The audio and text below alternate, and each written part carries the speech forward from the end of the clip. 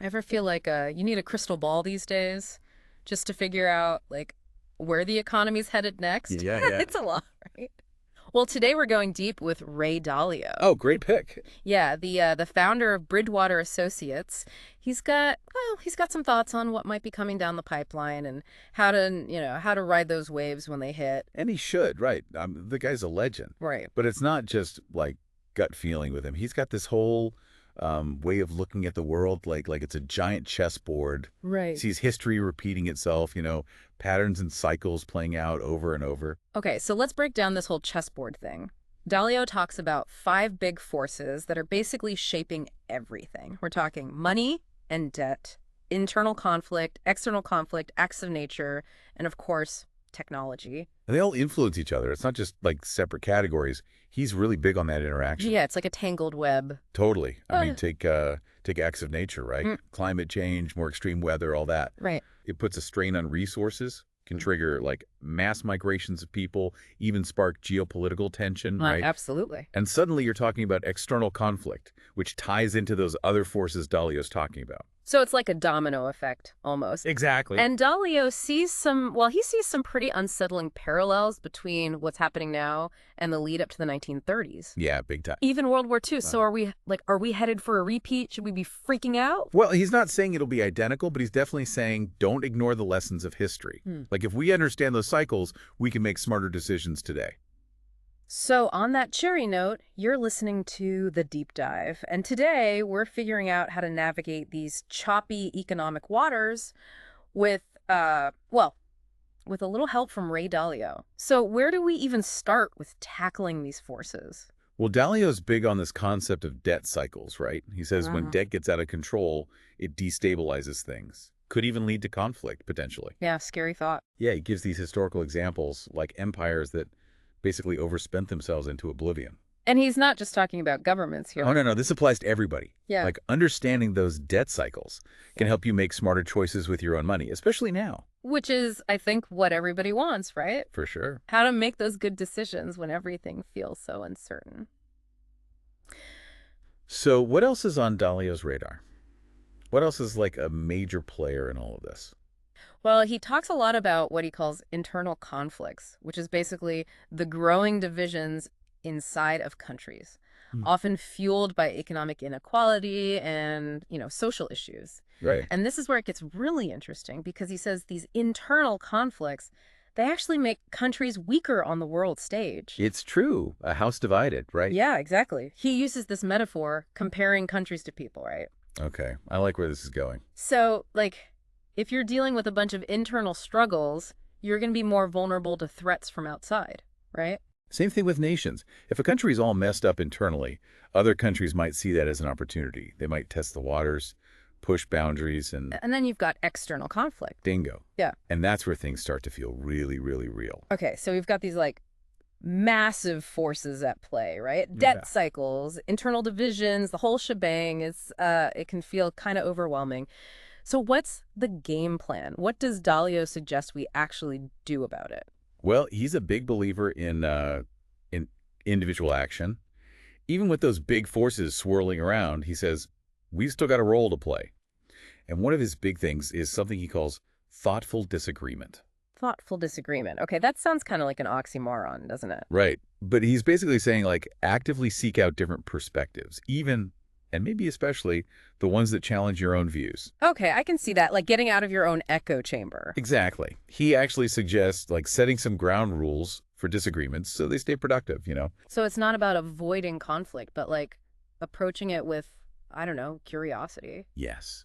And a willingness to learn. He sees it as crucial for, like, uncovering the truth, for real innovation. He said some of his biggest breakthroughs came from being proven wrong. That's a good point. We don't always like to admit that, though, do we? Being wrong. It's tough. Totally. And that's where he brings in this whole other thing, building emotional resilience. Okay, this is where I think people might be surprised. Because Dalio's big on meditation. Right. Not your typical Wall Street advice. Not at all. So what's the deal with that? He's not talking about, like, escaping reality. He sees meditation as a way to, train your mind to handle stress, to stay calm when everything's going crazy. So it's like managing your emotions, not letting them run the show. Exactly. He says mindfulness helps you observe your thoughts and feelings without, like, getting swept away by them. Which, I mean, that's helpful in any situation, really, but especially when things are chaotic around you. For sure. And that ties back to, navigating the economic uncertainty, right? You can't predict the future perfectly, but you can control how you respond to it. Be the eye of the storm. Right. And this is where another one of his big principles comes in. Skill acquisition. He is all about learning new things, especially now. Yeah, she says in a world that's getting more automated, those specific specialized skills, they become super valuable. And it's not just any skills, right? He's talking about critical thinking, problem solving, being adaptable. Like future-proof skills. Totally. Becoming so good at something that you're indispensable no matter what the economy's doing. I mean, his own story is a great example, right?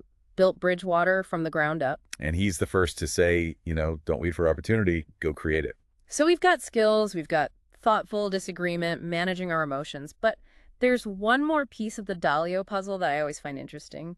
This idea of living simply, which is kind of funny coming from a billionaire, right? Seems counterintuitive, I know. So what's the thinking there? So he argues that, by having fewer material possessions, focusing on relationships, experiences, those really important things, it actually gives you more freedom. Less stuff, less stress. Exactly. He even says, budget for a simple life that can be wonderful. I love that. So it's not about, deprivation, but about aligning your spending with your values. Yeah, and that can be really empowering, especially now, when you don't need a ton of stuff to be happy. The ups and downs of the economy, they don't hit as hard. You're more insulated. So it's about that inner resilience, right? Yep. And strong relationships. It's just, that's not always easy, is it? It's a journey. And he's open about that. He's had to work at it. It's that growth mindset, right? Yeah. But this is all about us as individuals. What about the bigger picture, the whole global landscape? Right. Because Dalio is a master of understanding those dynamics. So how does he say we should be looking at the whole China and Taiwan situation, which has a lot of people on edge? Right. Well, he's really big on understanding the history first. Yeah. You can't just jump into the present without knowing how we got here, right? Right. So he goes way back, talks about things like the Opium Wars, Japan occupying Taiwan, the Chinese Civil War. Wow. All these events, they're like pieces of the puzzle. It's true. Like trying to understand a movie from the middle without seeing what happened in the first place. Exactly. Mm-hmm. And Dalio, the guy's really done his research. He's met with, top officials on both sides, Chinese and Taiwanese. Oh, wow. So he's got this really nuanced view of how each side sees the situation, right? Mm-hmm. And he points out China, they see Taiwan as part of their historical territory. It's a core belief for them. Mm. But then you've got the U.S. who've promised to back up Taiwan if things get, if they get hot. Yeah, talk about a balancing act. Right. Yeah. So is all this going to, inevitably explode? Mm-hmm. Dalio doesn't seem to think so, at least not right away. He says China's priority is really on economic growth, on stability. Not. But he says if the U.S., pushes too hard, if they encourage Taiwan to formally declare independence. That's a red line. Could be. Like poking a bear with a stick. Yeah. Probably not the best strategy. Definitely not. So what do we do with all this? I mean, it's easy to feel totally powerless when you're talking about these huge global forces. Dalio would say approach it with, this is interesting, he calls it worry, but not the kind that paralyzes you. It's more like a constructive concern. Okay. That motivates you to be proactive, stay informed, don't just hide in your little bubble. Right. Talk to people who see things differently, even when it's hard. Easier said than done sometimes. Totally. But remember that whole thoughtful disagreement thing? It Sure. applies here, too. Oh, totally. Dalio believes that's how we find common ground. Yo. Through open discussion, even when it's tough. He's not saying it's easy, though. Oh, no way. He's very clear about that. There's no magic solution. Nope. No tooth fairy leader who's going to swoop in and fix everything. He actually says that in the interview. He did, yeah. So Yeah. we have to be those people. In a way, yeah. It's about taking responsibility. All right. Applying those principles we talked about, not just to our own lives, but on a bigger scale, So it's not just about our wallets. It's about, being engaged citizens. Exactly. Recognizing we've got a role to play in shaping the future, making it more, more resilient. Love that. It's hopeful. Right.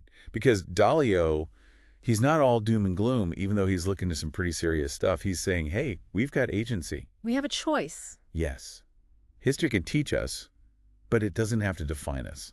And I think that's something a lot of people need to hear right now. For sure. It's a powerful message. So, to wrap things up, I mean, this has been a really interesting look at how to navigate uncertainty, not just in the economy, but in our lives. Absolutely. And I think the biggest takeaway, at least for me, is that knowledge is power, right? When we understand these forces that Dalio is talking about, we can make smarter decisions. We're not just buffeted by the waves. Exactly. We can learn to surf. I like that. So, for everyone listening, take Dalio's insights to heart. Build those skills, stay engaged, and remember, we're all in this together. Who knows? Maybe we can even build a brighter future while we're at it. Couldn't hurt. This has been The Deep Dive. Thanks for joining us.